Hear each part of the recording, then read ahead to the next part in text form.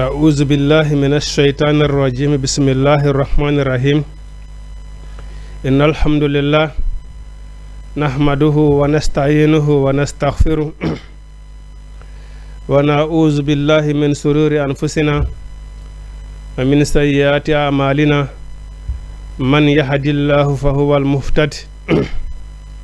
ومن يضلل فلا هادي له وأشهد أن لا إله إلا الله وحده لا شريك له وأشهد أن محمدا عبده ورسوله أيها الإخوة الكرام والأخوات أحييكم بتحية الإسلام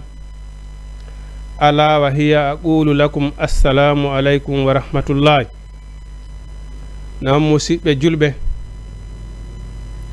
أو أن يتدي الله سبحانه وتعالى دعانا أن الله دمد محمد صلى الله عليه وسلم hide mawlo Allah subhanahu wa ta'ala e bone pittandu wonki jimeden ko wadi non kanko Allah subhanahu wa ta'ala wini inna nafsala ammaratun bisu'i ki wonki do ko ki yamirta jommakki ko ki ko boni ko dum wadi Allah subhanahu wa ta'ala wini ala wo e banu adama mon fina kasude mum bimbi yalta sina himo yaade halkugol wonki makko kin ma himo yaade rindingol wonki makko kin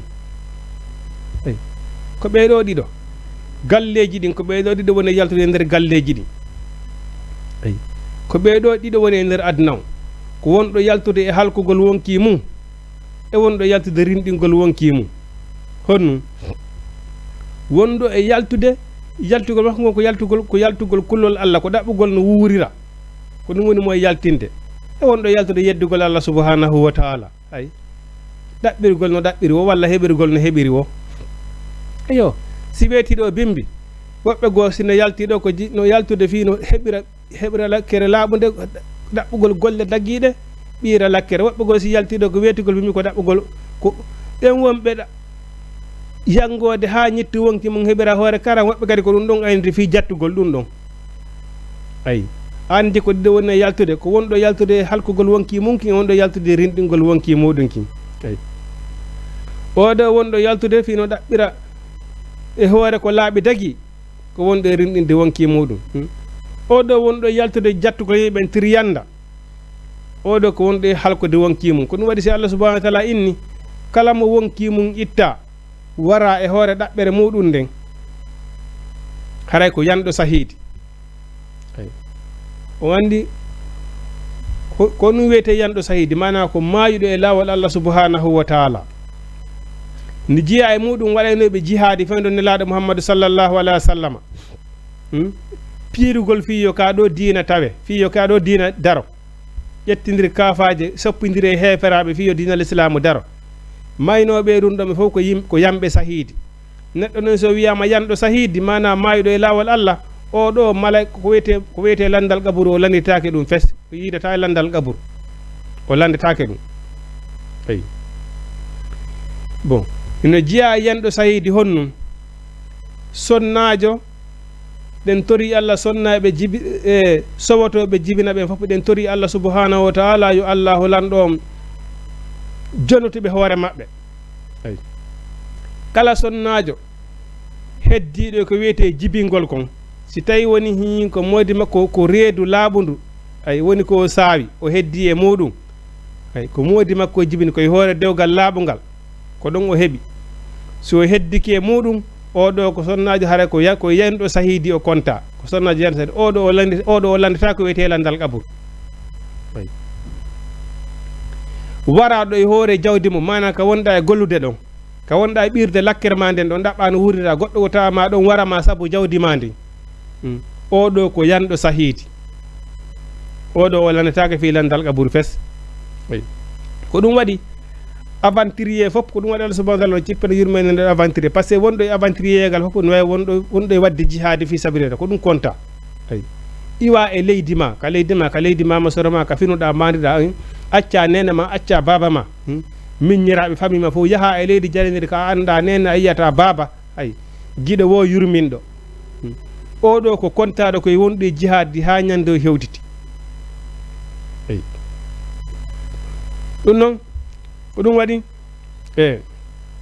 oɗo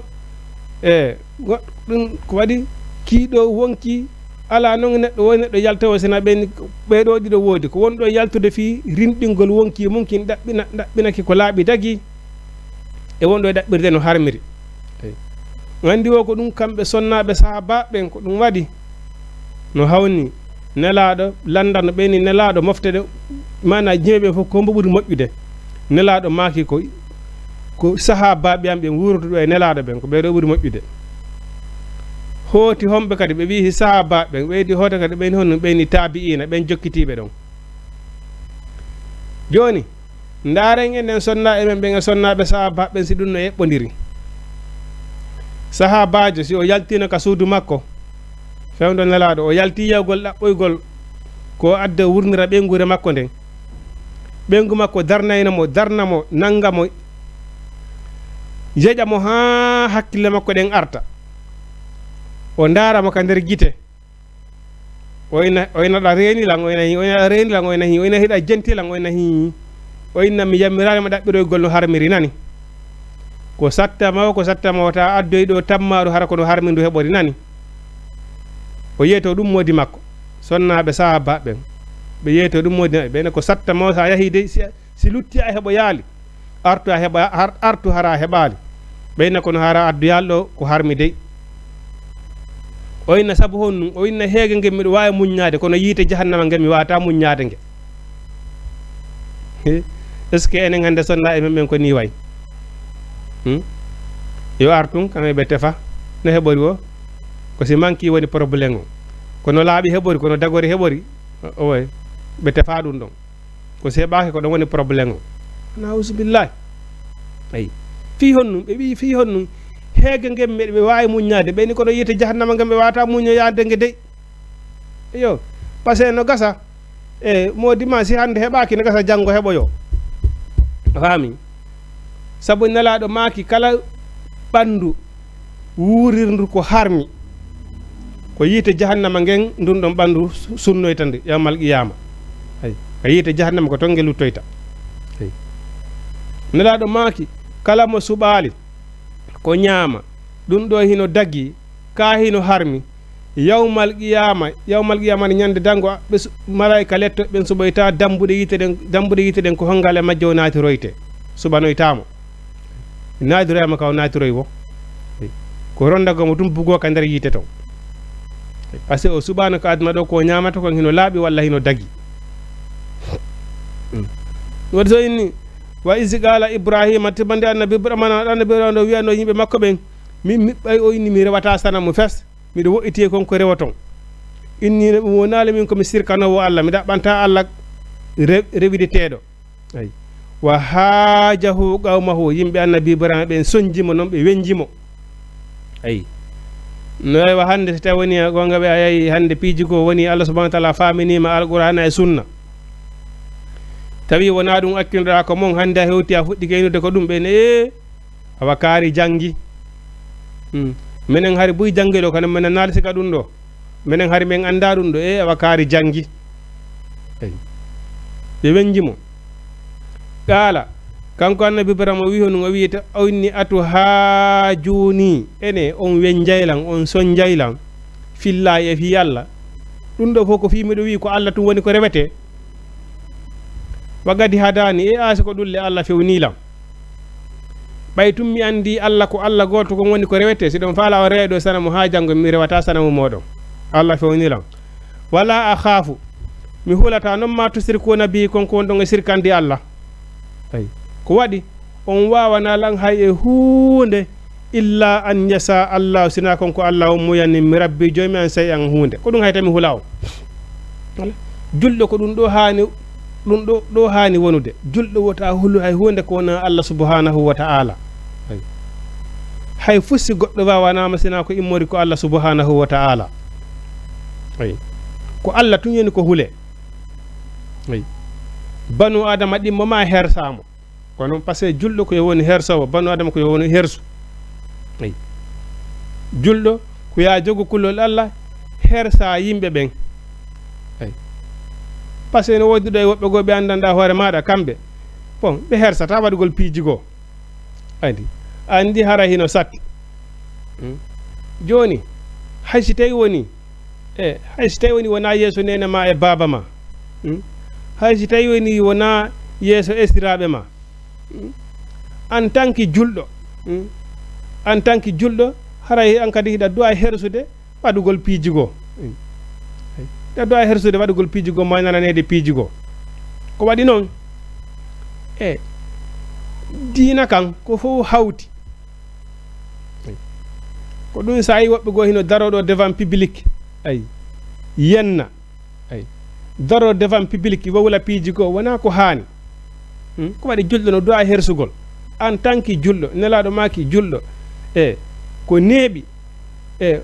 si woni duuɓi temedere lebbi temedere a on taali hunduko ma ko wowluɗa ndeɗa wowla konngol ma ngol wowlu ko moƴƴi wowlu ko nafata yimɓe ɓen mais neɗɗo so tawi woni ƴettiɗo bimbi an ko joɗiɗa ɓaawa téléphone ma ko hoyreji yenneji har kadi ko yennoje ɗi andanɗa hoore maɗa julɗo yiɗataɗe nanude e pourtant le ka wonɗa e yennude ɗon faami fof yiyay mara feere par ce que ko fof yiyata hana julɗo a hana comportement mana waɗugo wata awanu alal birri wala tawanu bil ismi wal udwani a julɗo gorko a hana publicité hunde harmude joni a julɗo publicité beere hiɗa mari moyen publicité sugol beere fof yiya holla an ɗo ko beere ɗum ɗo ko beere watte ɗo kala faalaɗo no wawi arde waɗa ɗo hin ɗo ko suudu ko jina waɗete faalaɗo wadde jina o no wawi arde waɗa ɗo jina sans probléme hino libra yare hino ɗo ko ɗum woni ɗo a julɗo pibila ɗum addunan fof yiya na ko haani a sonnajo wattagol andanɗa hoore maɗa coñci ɗi andanɗa hoore maɗa julɗo ko wi himo gonɗini Allah subhanahu wa ta'ala so tagiyima yitere dina makko bonay a julɗo watto a ɓiɗɗo debbo julɗo wattoɗa ɗin coñci ɗon yalta ka yaasi devant public fami hana ɗum ɗon fof haray ko hunde nde andaɗa hoore maɗa na hunde waɗande julɗo par ce que fi on julɗo ko yo hersu ko ɗum noon woni ko julɗo on ɗaɓɓira nelaɗo maaki hersa hino ƴetti feccere dina neɗɗo on hani ko goɓe maaki tawi woni a julɗo so tawi woni neɗɗo so tawi woni haray o hersata neɗɗo so tawi tum woni o hersata haray waɗu kala ko faalaɗa ya andu noon haray letti Allah ɗen hino habbima sabu neɗɗo so tawi woni o hersata o lorna e hoore makko o lorna kadi hersoɓe ɓen ko ɗum ɗon noon ɓuri bonude ko ɗum waɗi annabi Ibrahima o wi wala akhafu mi hulata ma tusirkuna bihi konko ɗon e sirkandi Allah illa an yasa allahu rabbi sina konko Allah lan ɗon muyanilan sayan wasiya rabbi kulli sayin joomi an yajanimo kala hunde ilman gandal fusi on wawanalam afala tatazakkaruna ene onon on mijirtako wa kayfa akhafu ko honno min annabi Ibrahima hulirta ma asraktum konko ɗon e sirkandi Allah wala takafuna onon on hulali annakum onon asraktum billahi ɗon sirkandi Allah onon on hulali Allah min ko min hulata on e pourtant ko Allah hana hulede enen noon en suusay Allah hulen goɗɗo wallahi hino hulɓinani banu adama no hulɓinani neɗɗo on ya hulu goɗɗo suusa Allah emba andugol Allah no hulɓini andi ñande go cernojo go waɗana men misal ko waɗi Allah subhanahu wa ta'ala wi hono woni arifu ni ga bala anta abuduni andi ko ɗum waɗi neɗɗo si tawi no wi himo rewde Allah o janga ko ɗum woni ɗaynugol hoore mum si a katike taw ha andi ko hombo woni Allah sa immani ke waɗugol dewal a waɗa dewal no haniri noon Allah subhanahu wa ta'ala kadi o jaɓanama dewal ngal sabu ne hiɗa andi mo wonɗa rewde on hiɗa andi condition ji ɗi wata rewde ha Allah subhanahu wa ta'ala jaɓa dewal ngal kono sa wiɗa rewde Allah a anda Allah arayno hulɓinanima a ari fu ni ga bala anta abuduni cernojo go ñande go waɗani min misal o inni ko honno way o inni o anduɗo Allah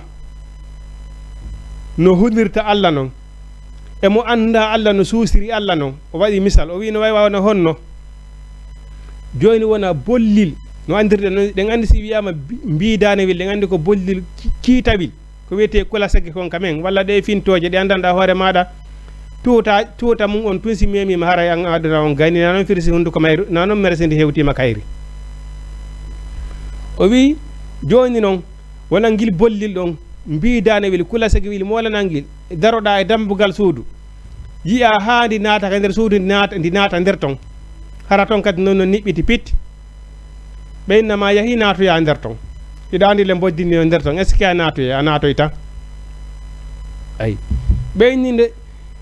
no haynorɗa boddi ndin noon haandi naati ka nder suudu inneɗa ya naatoto nandirɗa suusta nadde nder ton noon par ce que a ndahonto nde woniri e nder suudu ndu nawani nadde tun tippa mayre ndi soppe ɓe inni neɗɗo hulowo Allah on ko noon o hulirta Allah par ce que kala ko Allah lan ɗon rentini ko rentoto ɓeyni neɗɗo suusuɗo Allah on noon haray ko honno ɗum wayi kanko hara o anda ndin ɗon moddi no woni no nder ton andi so ari tun o anda moddi no nder ton andi o naatay awa ko noon o wayi neɗɗo mo anda Allah kañum haray hino ko innete Allah hara himo yawiti ɗum ayi a hoto wolde fi Allah tum ɓenne ede a yii Allah an ama yarti eno wala kere ɗon andi ko ɗum woni lakara maye ɓen fof arti mo maayi o artata ɗum ɗon la sakka fil mawti en foyde mo maayi o artata ayi ko ɗon no woni probléme o andi so tawno hara si goɗɗo maayino o artayno harayno no woni facile piiji ɗi wonane noon tigi facile sabu ne so on tigi yeeyino woni ko lakara tan kon o artiɗo ɗo o moƴƴi hannde kadi o moƴƴinayno golle makko ɗen sabu ɓe maaki neɗɗo so tawi woni nde tawde maayowo kañum o yahi mayde nden ayi ndemo maaya kadi o hol haray mo reeni lakara ko suti tan si ka yiite o naɓete haray kanko himo reeni e ka aljanna haray himo reeni ɓeyni neɗɗo si tawi neɗɗo ko neɗɗo hettinoɗo ha hara ko wiyete hendu tampere ha hande meeɗali mo memude ka aduna ɗo ndemo maaya so udditanama dambuɗe yitere o yi lette ɗe wonde toon ɗen o wiyay kanko ha hande o meeɗa heɓde ko wiyete welo welo aduna ayi harole ko wonno aduna ko fo hande ko wiyete tampere aduna o anda so hollama lete yite ngen o wiye subhanallahi kanko ha hande hendu yite ngen sisima de waytere o wiyay hande kanko ha hande o meeɗa heɓude wele wele aduna ayi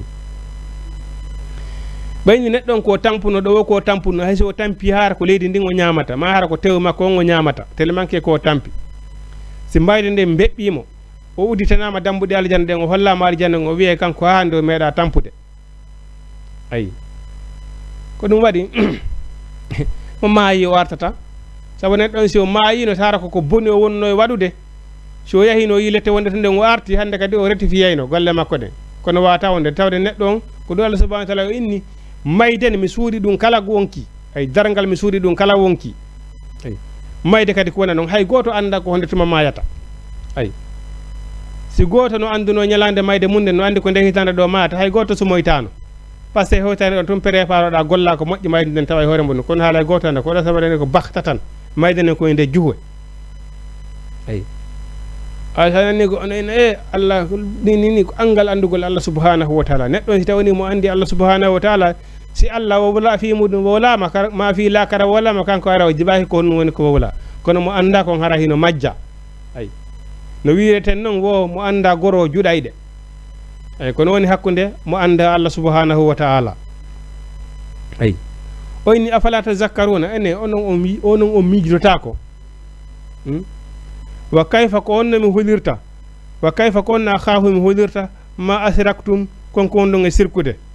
wala takafuna hulali annakum non asraktum billahi don sirkande Allah ma lam yunazzilu bihi konko cippinali alaykum e dow modon sultanan dalil ay fa ayyul fariqayni haqqu bil amni in kuntum ta'lamuna ene min onon ko hombo buri jogade confiance ko hombo men buri marde assuré onon holorbe sara mo ledde de lesi ledde de addu do lesu don si on noddide de nawtotako on nulatade de yaha on bannantade de nyaama de addanta nafa de addanta Allah déjà ta ko onon moƴƴini ko non yahi ka buure soppo e ledde de lesini moƴƴini wadi mbaadi goddo moƴƴini ha gayni addi jo'ini wi ko Allah mawɗon on non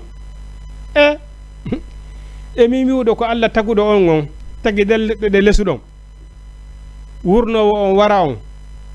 waram mi wi kon dorete enen dido kombo men buri jogade confiance ko in holordo Allah on kon buri jogade confiance ay fa ayyul fariqayni ahaqqu bil amni kombe men ɓuri marde confiance in kuntum sollati ke ta'lamuna hiɗon wondi Allah hino woodi kono bawo anda Allah hino woodi onon ko ɗi sanamoji mon ɗe woni ko hooli ɗo ayi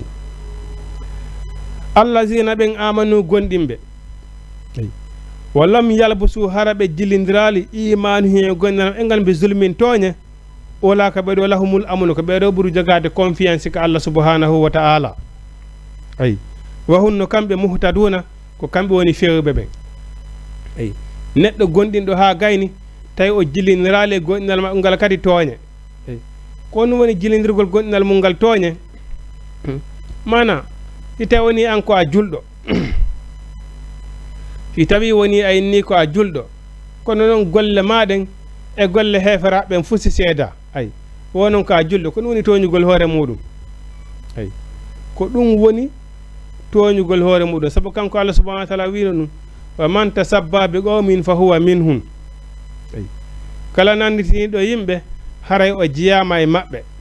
ay haray o jiyama e maɓɓe neɗɗo i tawi woni a inni ko a julɗo golle maɗen awana illa allazina amanu wa amilu salihati ay wa ma umiru illa liyabudullaha mukhlisina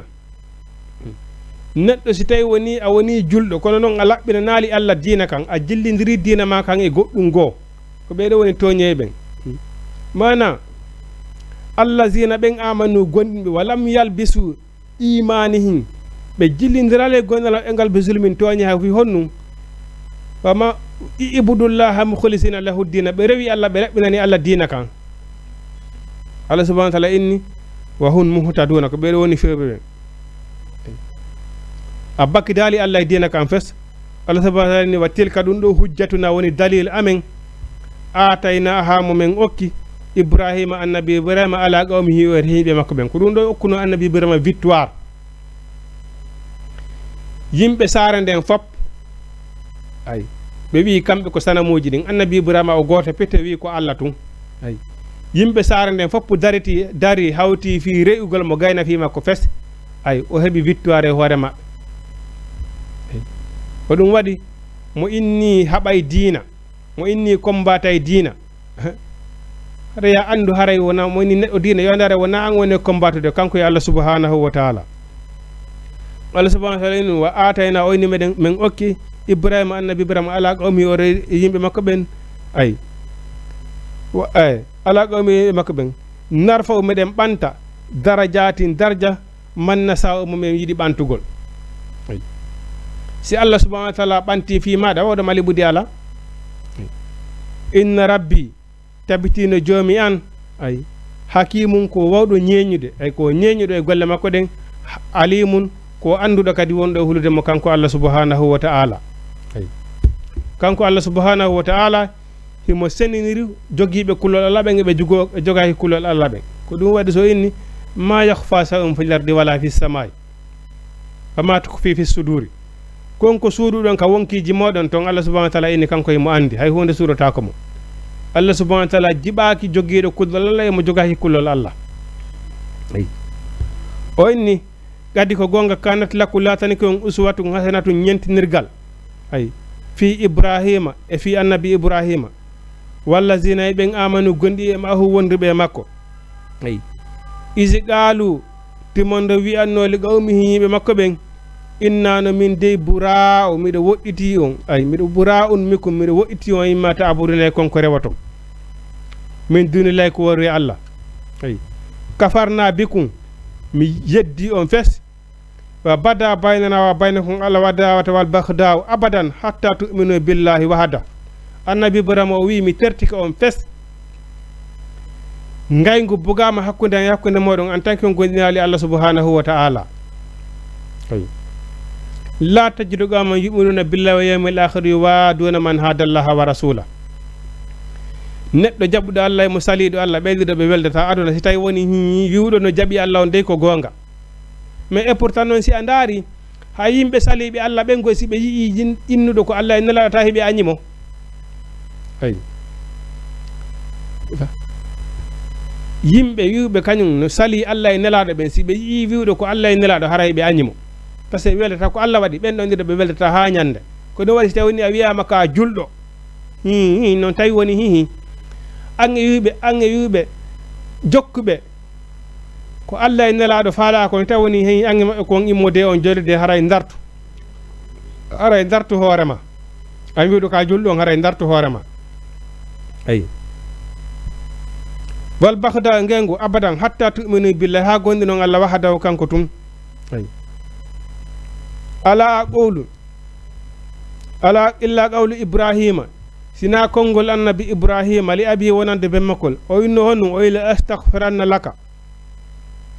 annabi ibrahima o wino o insinanato baam makko o inni honno wa ma amliku laka mi wanama joganade min sey in immorde e hunde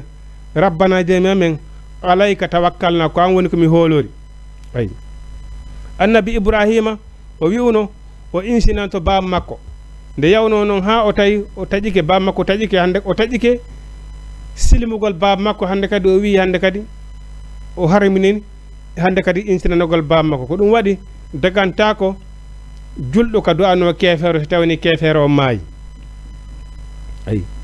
oyni rabbana oyni wa ilayka ko Allah almasiru woni ruttorde rabbana joomi amen la taj'alna wata waɗu men fitnatan fitna lillazina wonde ɓen kafaru heferaɓe ayi Allah wallu men hoore ɓeɗo heferaɓe ayi waghfir lana haforana men rabbana joomi amen innaka nande antal azizu kan woni tedduɗo al hakimu ñeñuɗo ayi kanko Allah subhanahu wa ta'ala wi honno oyni laqad kana lakum latani ken fihin e ɓeɗo annabi ibrahima e wayta baade ɓeɗo iswatun hasanatun ñentinirgal moƴƴal ayi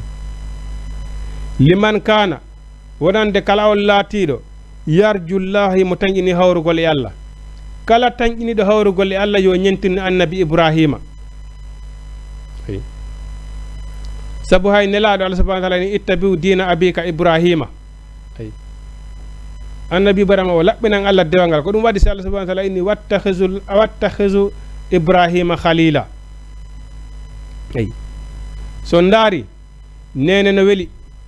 baba hino weli nene goto hino weli ko day ko wiyete giɗo ko gadde giɗo he giɗo ma hara ko andanɗa hoore maɗa ko mo yiɗidirɗa wona fi goɗɗum na intérêt ko fewndi hande kon ko giggol laaɓugol ko ɗum waɗi Allah subhanahu wa ta'ala ni wo kala yimɓe yiɗidirɓe hara ko fi Allah woni ko ɓe yiɗiri fi Allah woni ko ɓe weldiri wona fi intérêt fusi Allah subhanahu wa ta'ala inni yawmal qiyamah hawtindiraɓe ka aljanna feere Allah kam ɓeɗo ka nder aljanna ɓe hawro yayton ayi ha ko yiɗidirɓe fi Allah ko ɗum waɗi giggol siga giggol ala giggol ko wawi kon ko giggol tum wawi ɗum iɗen andi noon eyo giggol ko wawi kon ko giggol hiɗa wawi yiɗude giggol hiɗa wawi yiɗude hunde nden hay nena ma e bamma interdisement mayre saloɗa ko giggol tum wawi ɗum sonnagi no wawi giɗo ɗeɗo gorko inna ko faala nena makko e bammakko wiya mukko mi hokkatama min hokkatama o a fami minen min faalaka ma o wiya ko mi faala ay ko honum ɓuranma nene ko honum ɓurantama nene ma e bamma ɗum ala ko ɗo yiya goɗɗo innaɗa faalamo nene ma e bamma inna faalaka mo famima fof inna faalaka mo inna no muure no maayi an ko ɗon ko giggol tum wawi ɗum ka ay a si yeehi ha goɗɗo inni no yiɗi goɗɗo ɗum wona sama kala noon sa yeehi ha Allah subhanahu wa ta'ala wi jogitiki annabi ibrahima jatigi o ƴettimo giɗo nani tun de no wodi kaɓe rewdi eyi no wodi kaɓe rewdi kono julɗo fof julɗo hino hani comportade comportement annabi ibrahima o eyi oyni laqad kana lakum latani kum uswatum hasanatun ñentinirgal moƴƴal liman kana wonande on tan iniɗo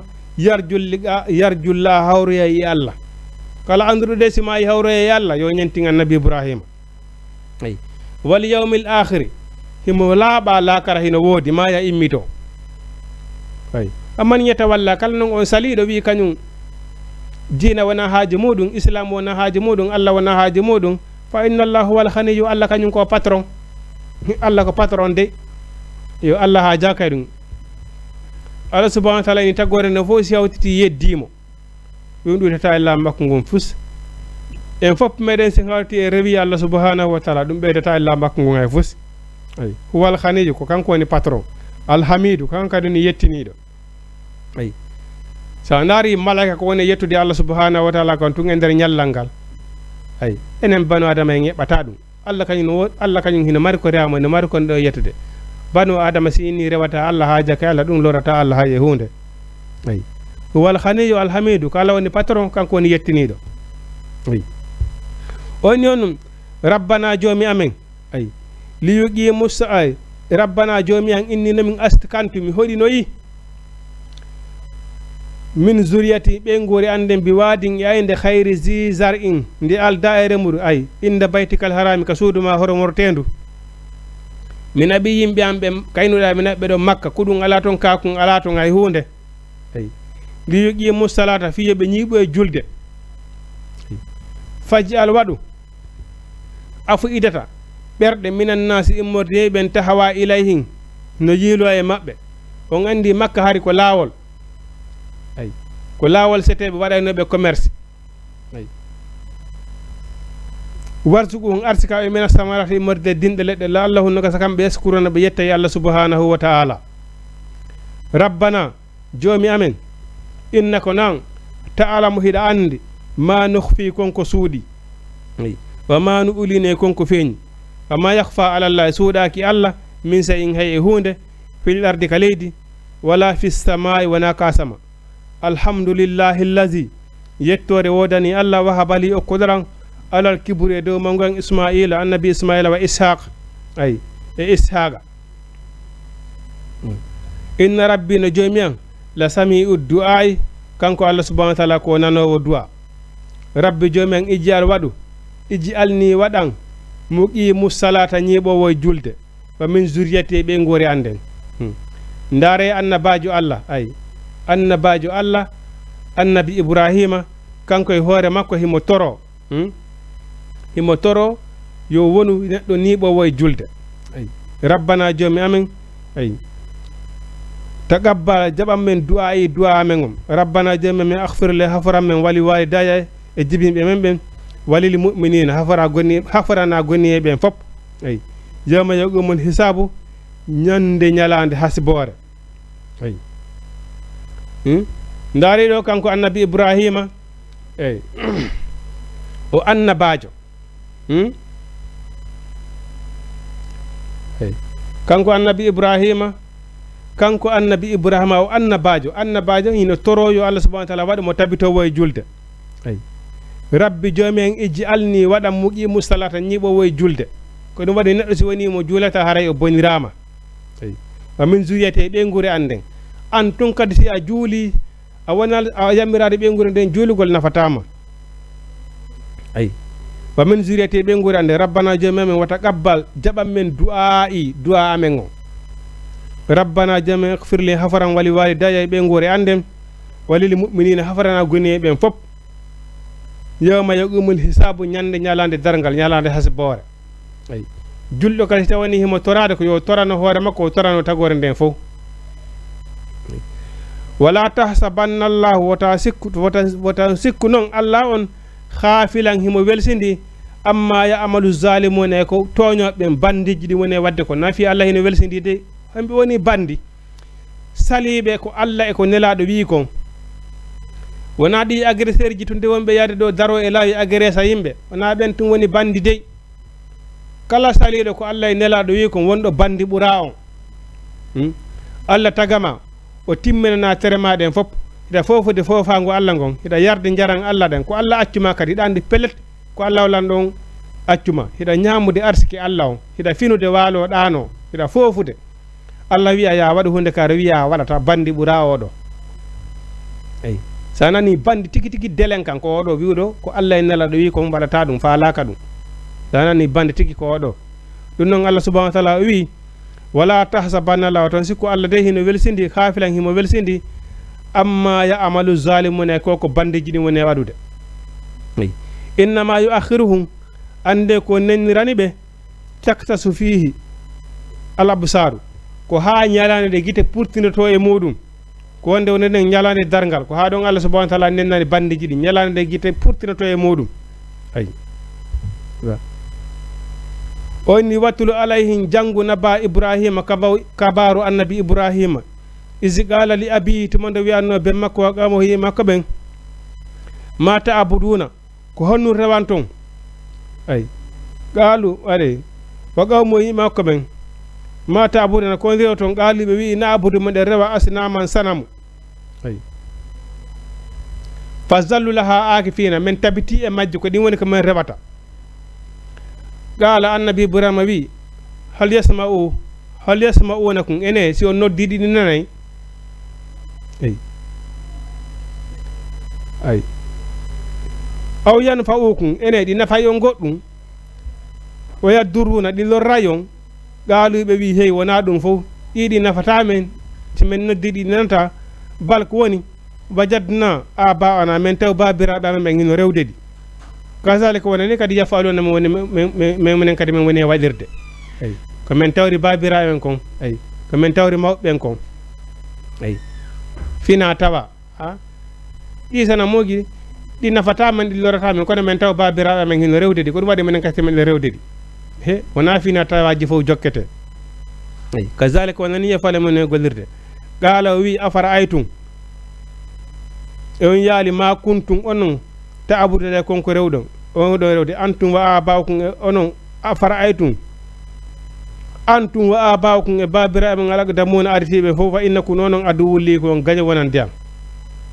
annabi ibrahima ni onon wo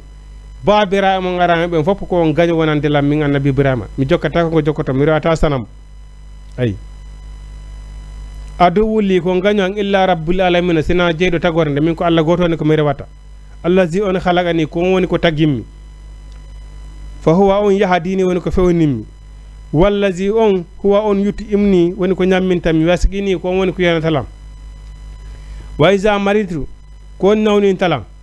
fa huwa on yasfini woni ko sallin talam wallazi ko on yumitini woni ko waratammi suma yuhini wurnalam wallazi on atma mi tanjini an yaghfir li hafaran talam bakkatoji andi ay yawma dini nyalande dargal rabbi joomi an habuli okkan hukuman ñeeñal wal haqini hawnidinalam bessalina moƴƴoy ɓen annabi ibrahima inni joomi an on taguɗolam fewnilam ay yarnowolam ay njalo hannde annaɗa mo wonde mbaɗɗare ɗo ndiyan si tawninaɓe wallaɗan feƴƴoyta ay on taguɗolam fewnilam hafaranolam bakkato janɗi mimmirata sina on joomi an fewnan hawridinalan e yimɓe moƴƴoy ɓen ɗum noon musidɓe julɓe haray ko ɗum ɗo wonno ko andirteten ko yoyti en oɗo ko wiyete julde donkin nde tawde noon oɗo annabi ibrahima alayhissalam ko oɗo wona ñentinede oɗo julde donkin e no kanko allah subahana taala wiri noon ko fuɗɗonde laawol la yanaluhu dima'uha wala luhumuha allah subahanahu wa taala haajaka e ko hirseten dammi hewtoytamo tew majji on hewtoytamo ƴiƴanɗan la yanaluhu attaqwa ko kulol allah ngal woni ko hewtoyte allah subhanahu wa taala joni noon neɗɗo on balandeɗa darano taw julde donkin ko taw hiɗa jogui kulol allah ngol annabi ibrahima joguino ngol hiɗa laɓɓinani allah dewal ngal sabu annabi ibrahima o rew allah ha allah welti si allah subahana taala inni jogui ƴettikemo gaño joƴƴe mana astahfirullah ƴettimo guiɗo kono neɗɗo on ko rew allah subhanahu wa taala o waɗa o dewal makko ngal o laɓɓiniral ngal no annabi ibrahima o laɓɓinanno allah dewal ngal noon on sa noon o fewte oɗo julde donkin allah subahana wa taala jaɓanamo ayi neɗɗo on kadi so waɗi dewe ɗen o laɓɓinana allah dewal ngal ayi ko ɗum ɗo woni ko ɗaɓɓa e julde donkin on e ɓawde tawde neɗɗo si tawni o heeɓi dammol ngol o layyike ayi si tawni kadi o heɓali farlaki mo ayi ko waɗi dagaki ñawlagol itta layja dagotako ayi sa heeɓi ko sa heeɓi si farlama sabu nelaɗo Muhammad sallallahu alaihi wasallam o layyinoke dammi ɗiɗi o wi ngol ɗo dammol ko fi am min ngol ɗo dammol ko kala mofti hande mo heɓali layja ara mi tanimo ɗum ɗo ayi kono kala mo heɓali feere ko hetta layya nelaɗo hettaninoma a sunaki déjà a sunaki an ko nelaɗo hettanma layya wata jiɓo si tawi woni layya ma on jaɓama ayi sa heeɓi noon no jiɗa an kadi itta ayi ɗum noon en tori Allah subhanahu wa taala yo Allah lan ɗon e okkoren ko ɗaɓɓa julde don kinkom ɓe Allah subhanahu wa taala newnani yawgol makka hajjuyaɓe yo Allah subhanahu wa taala waɗanɓe hajju jaɓaɗo ɓe newnanaka ɓen ɗen tori ɓe heɓali feere hajjoga ɓen ɗen tori Allah subhanahu wa taala yo Allah subhanahu wa taala okkolɓe feere ɓe hajjoya ay ɗum noon halay kala ko hawri ga e sawaba ko immorde Allah subhanahu wa ta'ala kala ko hawri ga e faljere ko immorde seytani wa ma uridu illa al islah den tori Allah subhanahu wa ta'ala firta ngarti kaɓɓana en kata danda en Allah e wawata danda en kata e kasara danda en sabagane danda en bone iblis ربنا آتنا في الدنيا حسنة وفي الآخرة حسنة فقنا عذاب النار ربنا آتنا من أزواجنا وذريتنا قرة عين واجعلنا للمتقين إماما أقول قولي هذا أستغفر الله لي ولكم السلام عليكم ورحمة الله تعالى وبركاته